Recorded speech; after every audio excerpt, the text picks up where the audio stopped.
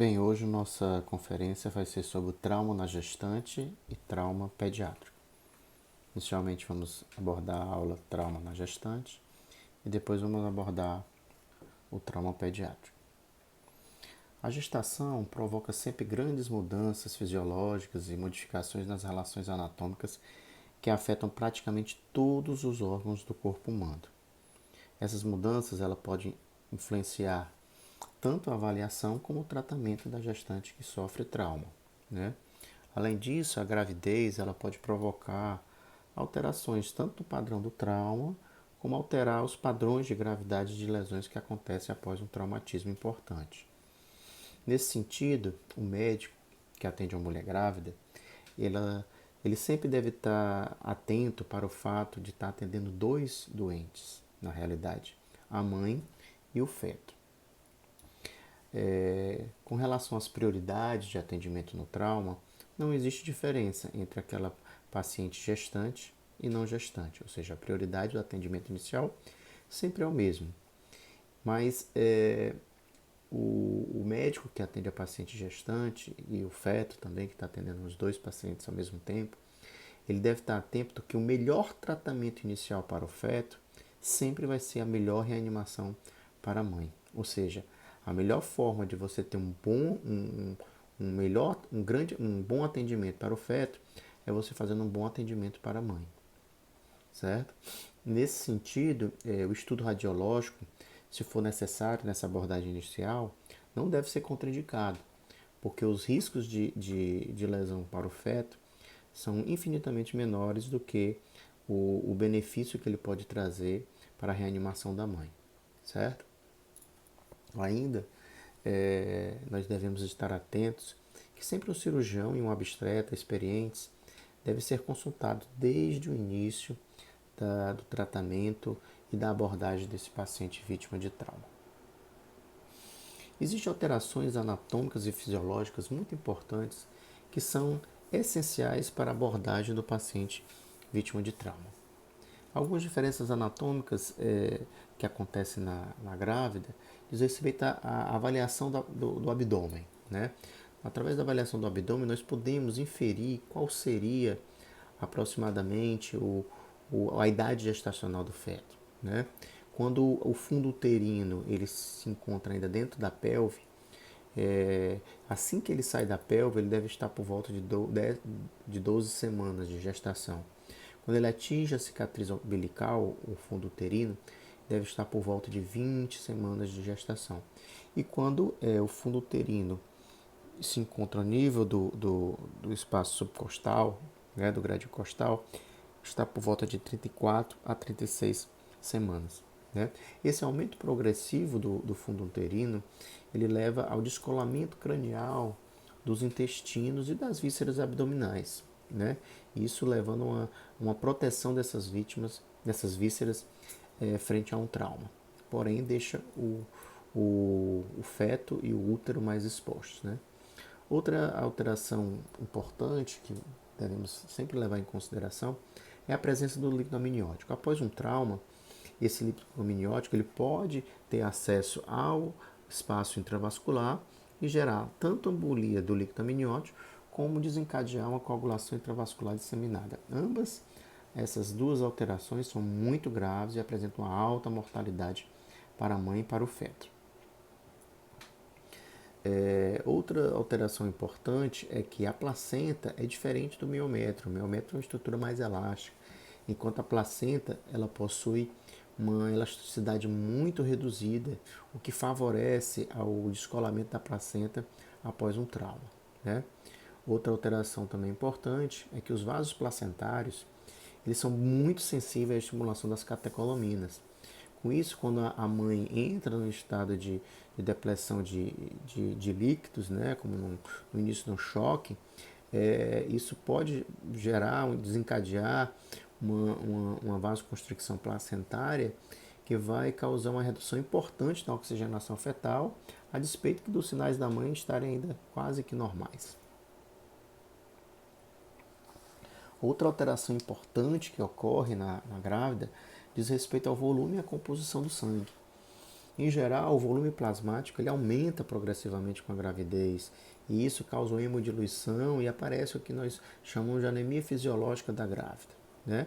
As gestantes saudáveis eles podem perder até quase 1.200, 1.500 ml do seu volume sanguíneo, sem que se perceba nenhuma alteração nos sinais vitais ao nível de hipovolemia, né?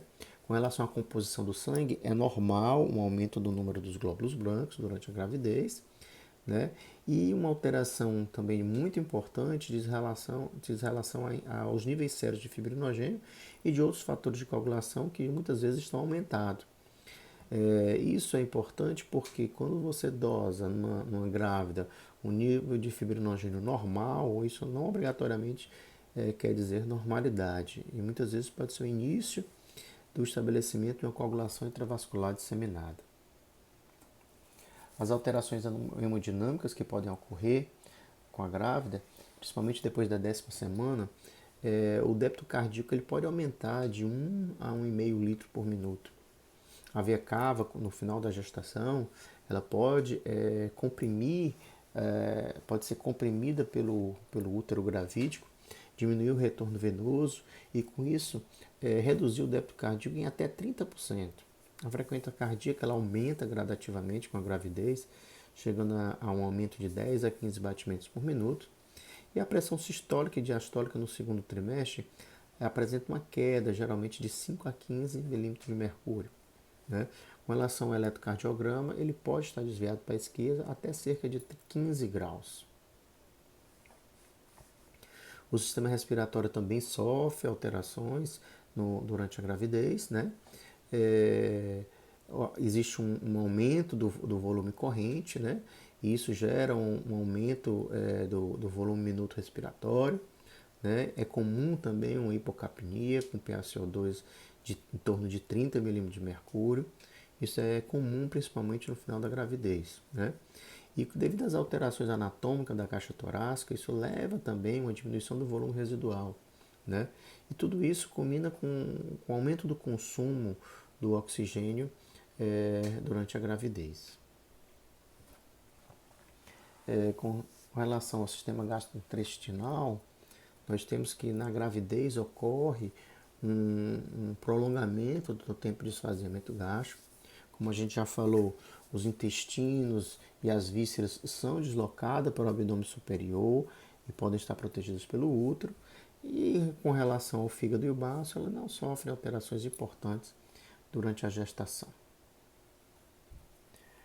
A filtração glomerular e o fluxo plasmático renal também aumentam durante a gravidez, como consequência do aumento do volume circulatório, né? Os níveis de ureia e creatinina podem cair até pela metade dos valores normais durante a gravidez. E a presença de glicose na urina com glicosúria também é comum na gestação. O sistema musculoesquelético sofre alterações também importantes. Pode acontecer um alargamento da síntese pública, principalmente a partir do 7º mês de gravidez. Esse alargamento pode ser de 4 até 8 milímetros. Existe também um aumento importante no engurgitamento do sistema venoso da pelve, que envolve o útero gravídico, e essas repercussões podem ser importantes quando você tem uma fratura pélvica na gestante, né? O sangramento aumenta consideravelmente em relação ao paciente não gestante. Agora nós vamos falar um pouquinho do mecanismo do trauma, né? Na gestante, como nos outros pacientes não gestantes, nós temos o trauma fechado e o trauma penetrante. Com relação ao trauma fechado, nós podemos ter pode ser um mecanismo de lesão direta e um mecanismo de lesão indireta. Com relação à lesão indireta, os mecanismos podem ser a compressão súbita, desaceleração, o contragolpe, o cisalhamento, e todas essas lesões, né, podem levar a um descolamento prematuro da placenta, né? Foi constatado também em estudos que o cinto de segurança de 3 pontos ele reduz significativamente a possibilidade de lesão direta ou indireta do feto, uma vez que impede a flexão do tronco da mãe sobre o útero gravídico. Os airbags não mostrou nem proteção, nem piora dos níveis e gravidades do trauma nesses pacientes. Já o trauma penetrante, né, com aumento progressivo do útero, né, como nós já falamos, as vísceras são protegidas e existe uma maior probabilidade de lesão do útero do que das próprias vísceras. Isso aumenta, diminui a morbidade materna, mas aumenta muito a possibilidade de lesão uterina e do feto, né? Então, o prognóstico materno, na maioria das vezes, é favorável, enquanto o prognóstico fetal pode ser bastante sombrio quando existe uma lesão uterina penetrante. Com relação à gravidade do trauma, a gravidade das lesões maternas vão sempre determinar o prognóstico tanto do feto como da mãe, né? O tratamento deve ser adotado, o tratamento ele deve ser realizado e priorizado, focado principalmente na gravidade das lesões maternas, que interferem diretamente nas lesões do feto, né? E nós temos que ter consciência de que, mesmo em gestantes com traumas leves, elas devem ser observadas cuidadosamente, porque traumas pequenos podem estar associados tanto a um descolamento de placenta, principalmente na fase final da gestação, como a perda fetal. Às vezes, traumas bem pequenos causam um descolamento de placenta e acabam combinando com a perda fetal, né? Agora vamos para uma das partes mais importantes, que é a avaliação e o tratamento do trauma no paciente gestante. A primeira pergunta que se faz é como eu avalio dois pacientes, né? Então, assim, para garantir os resultados ideais para a gestante, para o feto, o médico sempre deve avaliar e reanimar inicialmente a mãe, depois avaliar o feto, antes de realizar a avaliação secundária da mãe. Isso quer dizer o quê? Né? Quer dizer o que a gente costuma dizer, que a avaliação inicial da paciente gestante, no lugar do ABCDE, a gente tem o ABCDEF, quando o F é de feto. Depois de fazer o ABCDEF, aí nós vamos partir para a avaliação secundária da mãe. Com relação à avaliação primária da mãe, como em todo trauma, né, nós temos que assegurar a permeabilidade das vias aéreas, da ventilação, garantir uma oxigenação adequada. E no caso da mãe, é de fundamental importância a gente manter o volume circulatório efetivo. É importante também que nós possamos manter o PCO2 ideal para a idade gestacional da mãe, né? O útero ele pode ser deslocado manualmente para a esquerda a fim de aliviar a pressão sobre a veia cava inferior e aumentar o débito cardíaco, né? E se o paciente precisar ficar numa prancha, ele pode ser rotado, como mostra na figura, em 15 graus em bloco, né, para o lado esquerdo, certo? Tudo isso para tentar aliviar a pressão do útero sobre a veia cava inferior e poder aumentar o retorno venoso, né, e, consequentemente, o débito cardíaco, né? É importante salientar que, como a grávida apresenta uma expansão do volume circulatório, né, muitas vezes a taquicardia, a hipotensão e outros sinais de hipovolemia podem não ocorrer tão nitidamente na mãe. E assim você pode ter sofrimento fetal, placenta sem perfusão vital, em condições que a mãe praticamente não tem os sinais vitais alterados, né? Então tem que estar muito atento, né, a essa situação, né? E sempre que tiver suspeita de comprometimento do sistema circulatório, deve ser feita a reanimação com cristalóides e a reposição precoce de sangue, tipo específico principalmente, para poder manter o status de hipervolemia da gravidez. O uso de vasopressores somente em último recurso, né? Pois eles causam vasoconstricção da placenta e podem diminuir a perfusão por feto. É importante também dosar o fibrinogênio, que, como a gente falou, ele está levemente aumentado durante a gravidez. E o fibrinogênio normal pode prenunciar o estabelecimento de uma coagulação intravascular disseminada. É uma patologia bastante grave e com alta mortalidade na grávida. Com relação à avaliação primária do feto, é importante que nós tenhamos em mente que a principal causa de morte fetal é o choque e a morte da mãe. E a segunda causa é o descolamento de placenta. Descolamento de placenta ele pode ser suspeitado quando o paciente apresenta hemorragia vaginal, que pode acontecer só em 70% dos casos, 30% dos casos podem ocorrer sem hemorragia vaginal, associada ao que? A dor, a palpação uterina, contrações uterinas frequentes, tetania uterina ou até aquela irritabilidade do útero. Quando você toca, ele contrai. Né? E no final da gestação, descolamentos prematuros de placenta pode acontecer em traumas bem leves. Então deve-se estar bem atento a essas possibilidades. Né? A ruptura uterina é uma lesão rara, porém muito grave, né? Caracterizada por dor abdominal, defesa abdominal, rigidez ou descompressão brusca positiva, associada a um choque grave. Né? Então, a lesão, uma mortalidade muito alta. Né? Os batimentos cardíacos fetais eles podem ser ouvidos com o Doppler já a partir da 10ª semana, e a cardiotocografia já pode ser realizada a partir da 20ª, 24ª semana. Né? É importante que seja feito no mínimo a monitorização dessa paciente por 6 horas, né? Se ele não tiver fator de risco para perda fetal ou descolamento, e se tiver fator de risco, essa observação contínua deve ser feita por 24 horas. Quais seriam os fatores de risco que a gente consideraria para a perda fetal e descolamento de placenta? Né?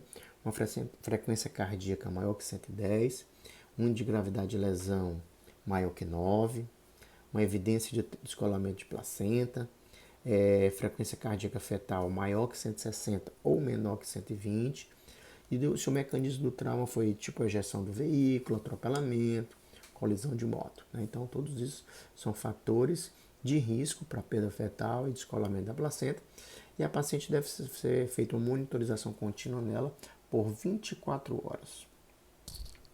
Como medidas auxiliares em relação à mãe, ela pode ser monitorizada em decúbito lateral esquerdo para tentar aliviar a pressão do útero sobre a cava. Né? É importante manter a hipovolemia da gravidez. Né? E o que a gente usa geralmente para monitorização materna são a oximetria de pulso, a determinação da gasometria arterial. O bicarbonato ele costuma ser baixo durante a gestação, né? Como uma compensação da alcalose respiratória. Então isso você pode observar sem nenhuma importância maior na gasometria arterial. Né? Com relação às medidas auxiliares do feto, a consulta com o obstetra sempre deve ser feita no menor sinal, porque o sofrimento fetal muitas vezes acontece sem aviso prévio e pode acontecer em qualquer momento. Então, a consulta com o obstetra sempre deve ser feita o mais rápido possível. Né? E é importante que se tenha em mente que os batimentos fetais constituem um indicador sensível do estado volêmico sanguíneo da mãe, bem como da viabilidade fetal, ou seja, os batimentos fetais eles devem estar entre 120 e 160 para você ter um grau de segurança, certo? E como a gente já relatou no começo, os exames radiológicos indicados devem ser realizados, porque os benefícios deles são bem maiores que os riscos potenciais para o feto. Então, se a paciente precisa de realizar exames radiológicos, eles serão realizados. Na avaliação secundária, né, da mãe, ela deve seguir os mesmos padrões adotados para as pacientes não grávidas, né? Apenas algumas alterações, como por exemplo, se for preciso fazer um lavado peritoneal diagnóstico, o catéter deve ser colocado acima da cicatriz umbilical e deve ser feito por uma técnica aberta. Né? É importante também fazer a avaliação do períneo, né? Para tentar identificar que, por exemplo, você pode ter a presença de líquido amniótico na vagina, né? Isso a gente vai perceber quando o pH da vagina ele sobe, né, para 7 a 7,5, né? Isso pode sugerir uma ruptura de bolsa, né, de bolsas das membranas. Né? Também deve ser feito o toque com avaliação completa do feto, né? A presença de apagamento, dilatação do colo uterino, tentar estimar a apresentação fetal, a relação entre a apresentação fetal e as espinhas isquiáticas. Né? Toda essa avaliação obstétrica deve ser realizada também na avaliação secundária. Né?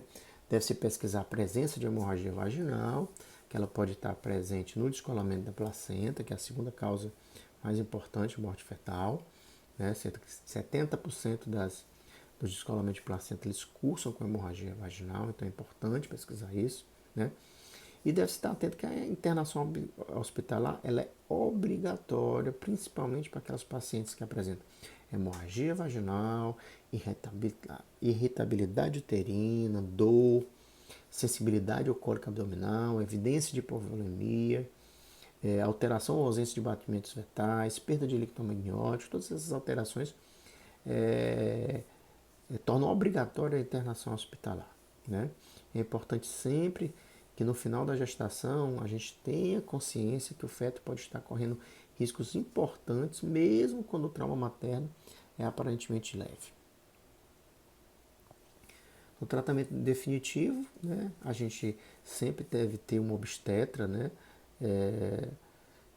Sempre que a gente constatar que tem algum problema específico com o útero, o obstetra tem que ser chamado para fazer o acompanhamento desse paciente em conjunto, né? Deve estar atento também à possibilidade do descolamento de placenta extenso, ou no caso da embolia pulmonar por líquido amniótico, né? Esses pacientes cursarem com coagulação intravascular disseminada, né? Que são alterações extremamente graves, com risco de morte elevadíssimo, onde pode ser indicada a evacuação uterina de urgência, né? Quando a gente tem uma hemorragia feto-fetal, feto-materna, digamos assim, além de a gente causar uma anemia fetal e a morte do feto, também pode acontecer uma isoimunização da mãe, principalmente quando ela é um RH negativo. Então, nesse sentido, todas as gestantes traumatizadas que são RH negativas, elas devem receber imunoglobulina RH negativo nas primeiras 72 horas. Isso é importantíssimo. Com relação à cesárea perimortem, né, existem poucas evidências a favor da cesárea em casos de vítimas de trauma com parada cardíaca por hipovolemia. Ou seja, se a paciente parou por hipovolemia, a cesárea provavelmente não vai ter muito efeito, né? Porque quando a mãe entra em parada cardíaca por hipovolemia, o feto já sofreu um tempo muito prolongado de hipóxia, né? Entretanto, se a parada cardíaca for por outras causas, né, a cesárea perimortem pode sim ocasionalmente ser bem-sucedida. Isso se ela for realizada de 4 a 5 minutos após a parada cardíaca. Ok? Então, gente, para a mãe, o trauma da gestante era mais ou menos isso, né? Agora a gente vai passar para o trauma pediátrico.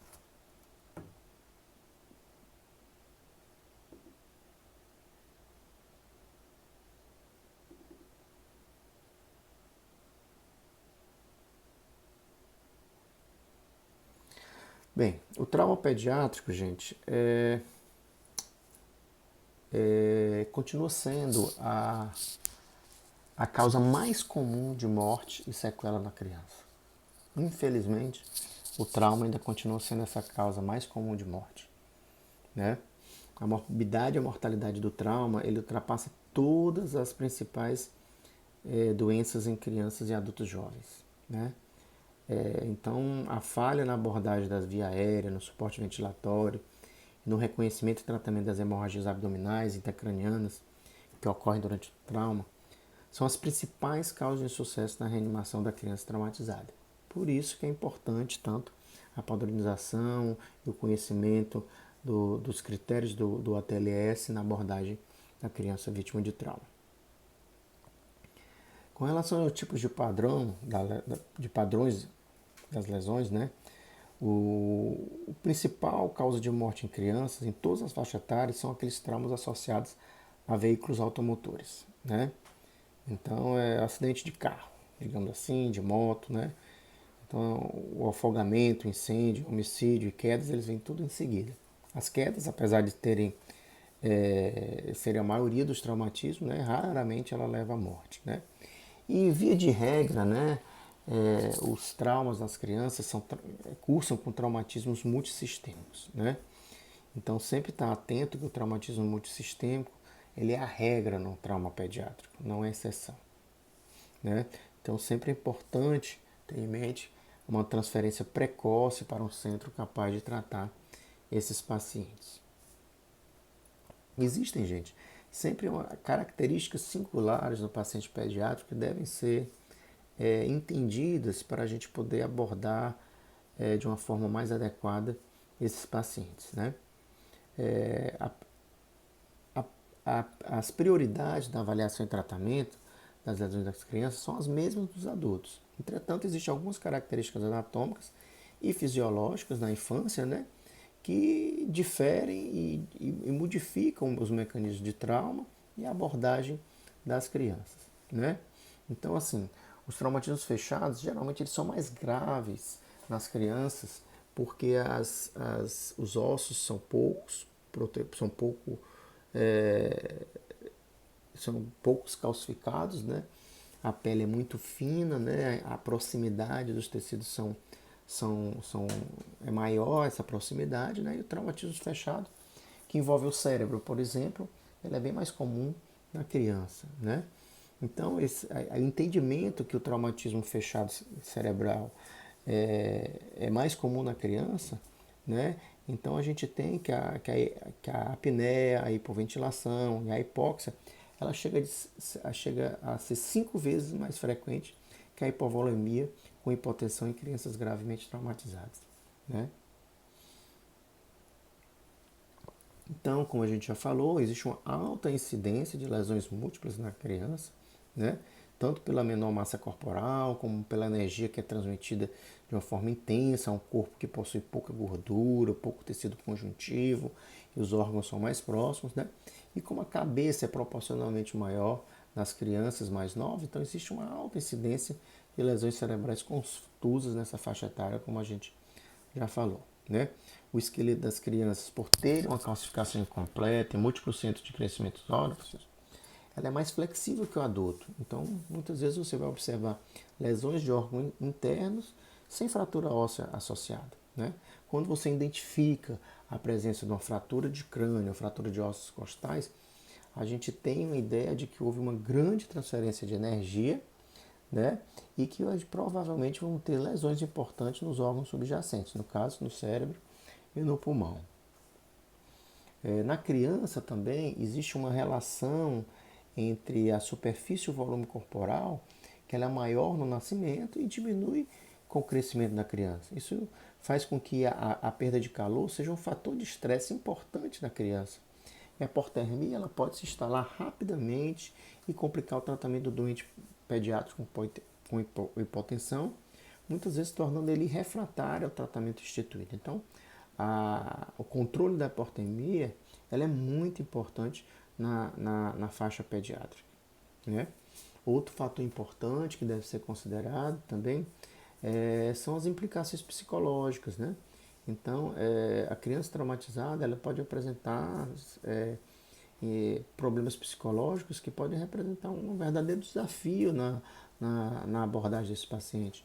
Muitos deles apresentam instabilidade emocional, podem apresentar regressão, podem ter uma incapacidade de interagir com pessoas estranhas, tudo isso dificultando o tratamento desses pacientes, né? Também temos que ter em mente os efeitos ao longo prazo, né? Então, a maior preocupação no atendimento da criança traumatizada é com os efeitos que a lesão pode provocar, tanto no seu crescimento como no seu desenvolvimento, né? A criança não deve somente se recuperar do trauma, mas também deve continuar seu processo normal de crescimento e desenvolvimento. Ou seja, a gente não pode simplesmente somente tratar a paciente e não lembrar que esse paciente está em crescimento, desenvolvimento e pode apresentar sequelas importantes se não for abordado adequadamente desde o início, né?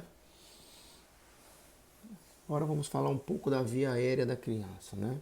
Importante a gente conhecer um pouco da anatomia para a gente poder abordar a criança de uma forma mais adequada, né?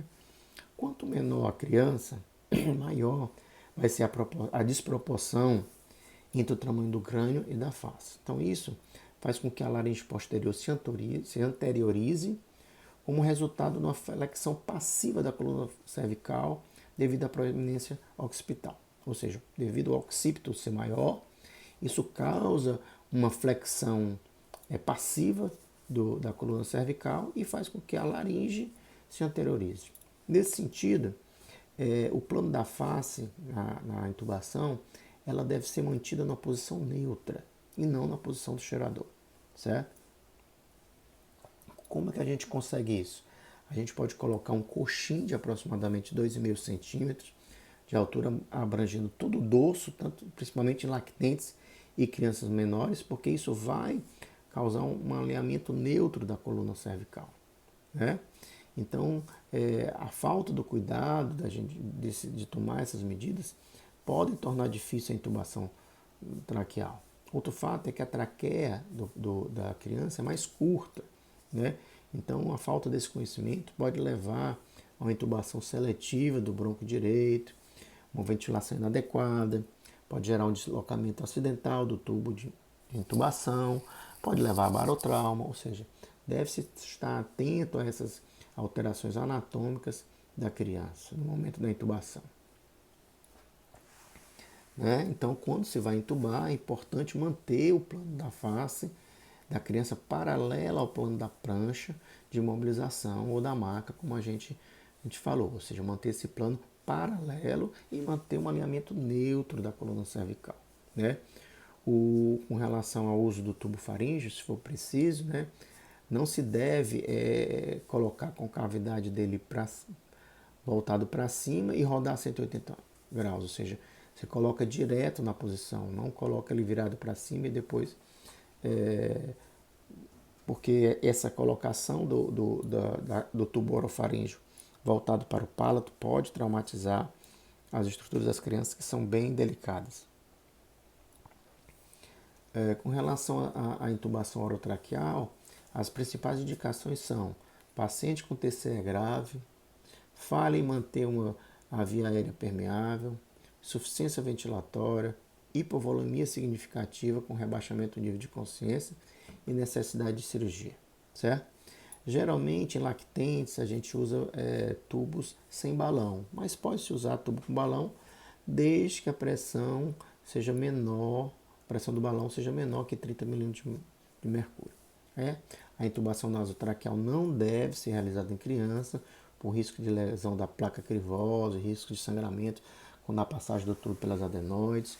Né? Então, deve-se evitar, está contraindicada a intubação nasotraqueal. Né?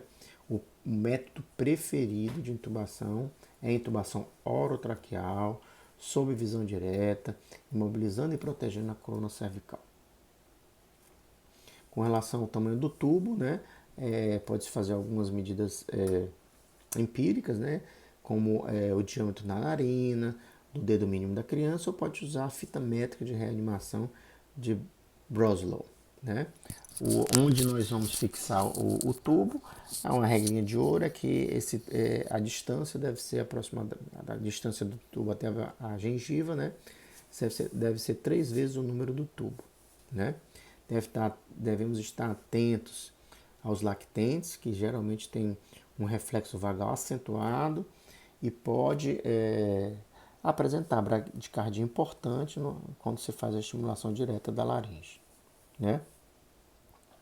Quando você, frente a um paciente que foi intubado, você vê uma piora clínica, existe o mnemônico DOPE, né? Para você pensar nos motivos dessa piora clínica, que são o deslocamento, a obstrução, pneumotórax ou a falha do equipamento. É o mnemônico DOPE. Né? Quando você tem quando você precisa de uma via aérea de resgate, né? Você pode usar a máscara laríngea, pode usar a máscara laríngea de intubação ou pode-se fazer a cricotireoidostomia por punção. Né? A cricotireoidostomia cirúrgica ela não deve ser realizada em crianças com menos de 12 anos. Né? Somente a cricotireoidostomia cirúrgica ela só pode ser realizada em crianças que têm a membrana cricotireoide facilmente palpável, geralmente crianças acima de 12 anos. Com relação à respiração e ventilação, né, é importante entendermos que a frequência respiratória da criança ela diminui com a idade.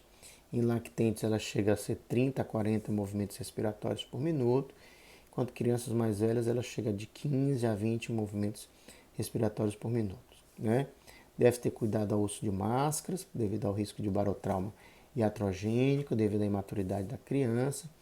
E os dispositivos de máscula com válvula, deve-se usar o balão pediátrico, sempre em crianças com menos de 30 anos, para tentar diminuir o risco de barotrauma iatrogênico. A hipóxia é a causa mais comum de parada cardíaca em crianças, né? A acidose respiratória é a alteração mais comum daquele ácido básico encontrado, né?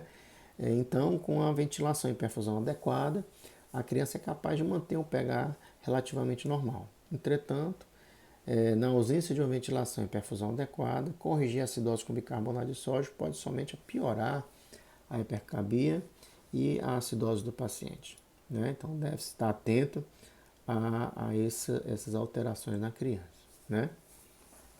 Com relação às lesões que resultam em separação das pleuras, são as mesmas e com as mesmas consequências tanto em criança como em adulto. Então, nós podemos ter pneumotórax, hemotórax, hemopneumotórax, da mesma forma que nós temos em criança.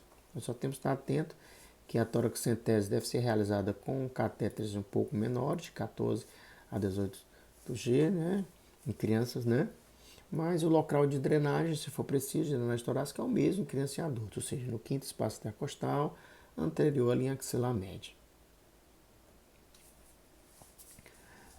Com relação aos pontos principais para avaliação e tratamento da circulação em doentes pediátricos, nós temos os pontos mais importantes são quais? São o reconhecimento das alterações circulatórias que ocorrem nas crianças, como nós iremos fazer a determinação precisa do peso e do volume circulatório do paciente, como faremos a reanimação dos fluidos, a reposição sanguínea, qual as opções de acesso venoso, como avaliamos a resposta à reanimação, principalmente com a diurese, e a termorregulação. É importante entender que a criança, geralmente, existe uma maior reserva fisiológica em relação à pressão arterial sistêmica, uma vez que elas conseguem manter níveis normais, por essa maior reserva fisiológica, elas conseguem manter níveis normais da pressão arterial sistólica, mesmo quando a criança está em choque, né? Ou seja, somente quando a criança tem uma perca maior que 30% da sua volemia, é que isso pode alterar a pressão arterial. Então, ou seja, a criança tem que ter uma grande perda sanguínea para apresentar hipotensão, né? Às vezes, as únicas chaves para você reconhecer precocemente o início de um choque no paciente são a taquicardia e a diminuição da perfusão periférica. Então, às vezes, isso aí são os únicos sinais que você tem para reconhecer precocemente e começar uma reanimação volêmica na criança. Mas, em criança também, você deve estar atento que essa taquicardia pode ter outras causas. Pode ser por dor, por medo, por estresse psicológico, tornando isso mais difícil a avaliação dessa alteração circulatória na criança, né? Existem alguns sinais mais sutis que você pode perceber, né, como o desaparecimento dos pulsos periféricos, o estreitamento da pressão de pulso para menos de 20 milímetros de mercúrio, uma pele mosqueada, extremidades frias, né? Diminuição do nível de consciência, com resposta lenta aos estímulos dolorosos. Todos esses são sinais mais sutis que podem fazer você reconhecer mais precocemente as alterações circulatórias na criança. O valor normal da pressão arterial sistólica na criança, a gente pode calcular como sendo 90 milímetros de mercúrio mais 2 vezes a idade em anos. E o limite inferior é 70 milímetros de mercúrio mais 2 vezes a idade em anos. Certo? Quando uma criança apresenta hipotensão, isso já vai implicar um choque não compensado, ou seja, devido a uma perda grave de sangue, né? Estima-se que quando isso ocorre, a criança já perdeu mais de 45% do volume sanguíneo circulante, ou seja, uma situação bastante grave, né? Então, essas mudanças fisiológicas elas devem ser tratadas com infusão rápida, tanto de cristalóide como de sangue, pois é uma perda muito grande proporcionalmente da volemia, né? Outro ponto importante é a determinação adequada do peso e do volume circulatório, né? Assim, um método mais simples e rápido para determinar o peso da criança é você perguntar ao responsável, né? Qual é o peso da criança, né? Parece óbvio, mas muitas vezes ali a gente acaba não perguntando, mas perguntar é o óbvio. A gente também pode usar a fita pediátrica de reanimação de Broslow, né? E também tem aquela fórmula que você pode estimar o peso da criança por uma fórmula que ela diz que é o peso da criança em quilogramas, ela é 2 vezes a idade mais 10, né?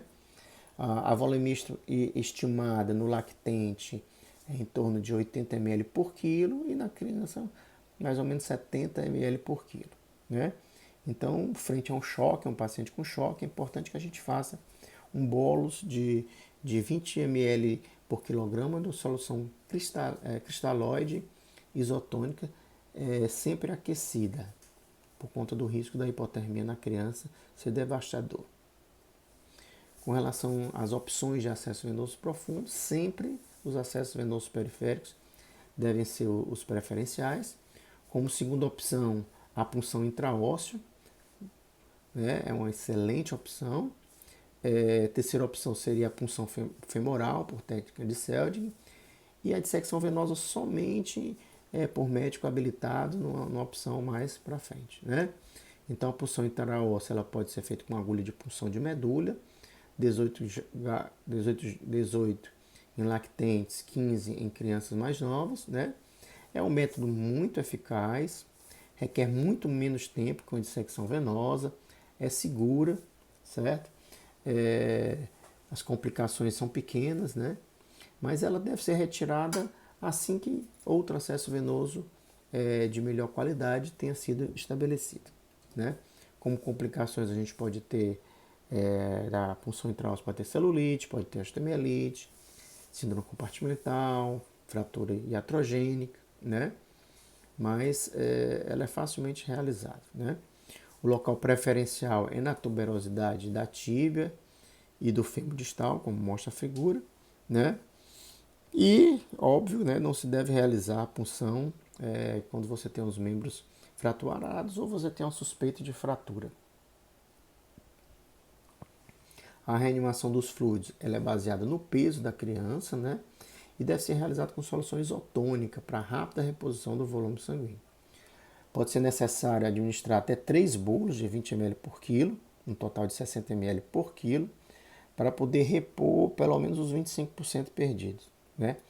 Quando o paciente precisa de uma terceira infusão de 20 ml por quilo, deve-se logo se considerar a possibilidade da administração de concentrado de amassa, né? Nesse caso, a administração do concentrado de amassa também é feita em bolos, numa proporção de 10 ml por quilograma de peso. A monitorização que a gente faz com vistas ao estabelecimento de uma normalidade hemodinâmica, ela ocorre quando o paciente tem uma diminuição da frequência cardíaca, melhora do nível de consciência, retorno dos pulsos periféricos, normalização da pele, né? Reaquecimento das extremidades, existe um aumento da pressão arterial sistólica, aumento da pressão de pulso e um débito urinário de 1 a 2 ml por quilo por hora. Então são alterações que levam a gente a ficar mais tranquilo em relação ao retorno da normalidade hemodinâmica do paciente. Com relação a essa reanimação, nós podemos ter 3 tipos de resposta: os respondedores, os não respondedores e os respondedores transitórios, né? Então, os respondedores são aqueles que podem ser respondedores tanto a cristalóides apenas, ou podem ser respondedores a cristalóides e a sangue. Os respondedores transitórios são aqueles que respondem inicialmente, mas depois passam a não responder, né? Então, esses 2 últimos grupos, que são os respondedores transitórios e não respondedores, eles são candidatos à infusão de outros derivados de sangue e uma cirurgia precoce, porque indica que existe uma hemorragia contínua nesses pacientes e que só poderão ser respondidos por essas abordagens a mais. Então, isso porque se as anormalidades hemodinâmicas elas não melhoram, mesmo depois da primeira infusão, né, Então, provavelmente esse paciente está com hemorragia contínua, né? Então ele vai precisar precocemente de transfusão e de avaliação de um cirurgião, né? E sempre que você faz a terceira infusão de cristalóide, né? É, você já deve estar preparado para a possibilidade de uma transfusão imediata de 10 ml por quilo de sangue de concentrado de hemácia, ou tipo específico ou O negativo, sempre aquecidos devido ao risco da hipotermia. O débito urinário é um padrão importante de reanimação, de avaliação da reanimação do paciente pediátrico também, como no adulto, né? Mais importante que a gente saiba que esse débito urinário varia com a idade. 2 ml por quilo por hora em recém-nascidos ou lactentes até 1 ano. 1,5 quando ele começa a andar. 1 ml por quilo por hora em crianças mais velhas. E no adolescente já chega a ser semelhante ao adulto, 0,5 ml por quilo por hora. Certo? O débito urinário e a densidade da urina, eles são excelentes métodos para a gente determinar se a reposição volêmica está sendo suficiente. Certo? Então é um parâmetro importante no acompanhamento desses pacientes. A termorregulação, como a gente já falou, existe uma grande relação entre a superfície e a massa corporal, ou seja, isso aí gera uma maior troca de calor com o meio ambiente, gerando uma menor capacidade da criança em controlar a temperatura central, né? Então isso também é associado a uma taxa metabólica aumentada, a pele fria e a falta de tecido celular subcutâneo. Tudo isso aumenta a perda de calor por evaporação e o consumo calórico. Então, a hipotermia ela pode se instalar rapidamente na criança e pode tornar a criança traumatizada refratária ao tratamento. Então, isso é importantíssimo que a gente se atente ao uso de aquecedores elétricos, cobertores térmicos e líquidos aquecidos na abordagem da criança.